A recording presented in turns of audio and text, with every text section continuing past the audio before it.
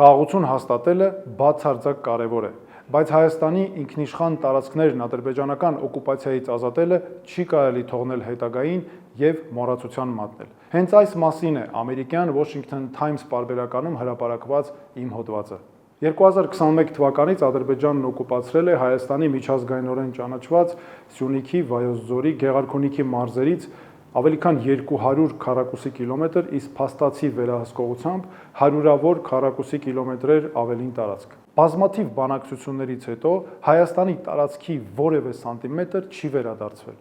Օկուպացիոն որևէ ստորաբաժանում դուրս չի բերվել։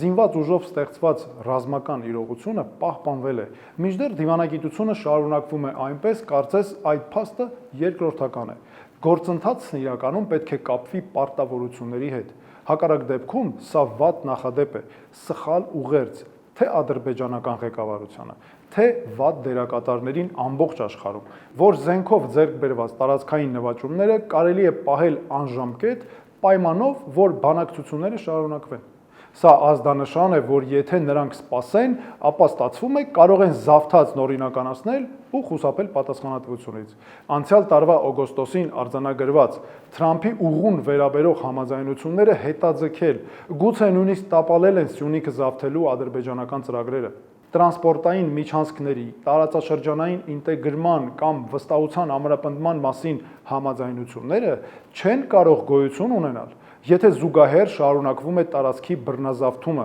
ԱՄՆ-ում օգոստոսի 8-ի հանդիպումից հետո Ադրբեջանի նախագահ Իլհամ Ալիևը հրապարակավ հիվանդ բնորոշեց հայ հասարակությանը։ Ադրբեջանը շարունակում է առաջ տանել պետական հովանավորությամբ նարատիվ, ըստ որի ամբողջ Հայաստանը հին ադրբեջանական հող է։ Նման բառապաշարը անհամատեղելի է հաշտությունից։ Սա ոչ թե համակեցության, այլ հիերարխիայի, ոչ թե փողզիչման, այլ ճնշման ու ռասիզմի լեզու է։ Հարատև խաղաղությունը կհաստատվի միայն այն դեպքում, երբ բանակցությունները հիմնվեն պարզ սկզբունքի վրա։ Սահմանները չեն կարող փոխվել ուժով, եւ օկուպացիան չի կարող նվեր տրվել ժամանակի ընթացքում։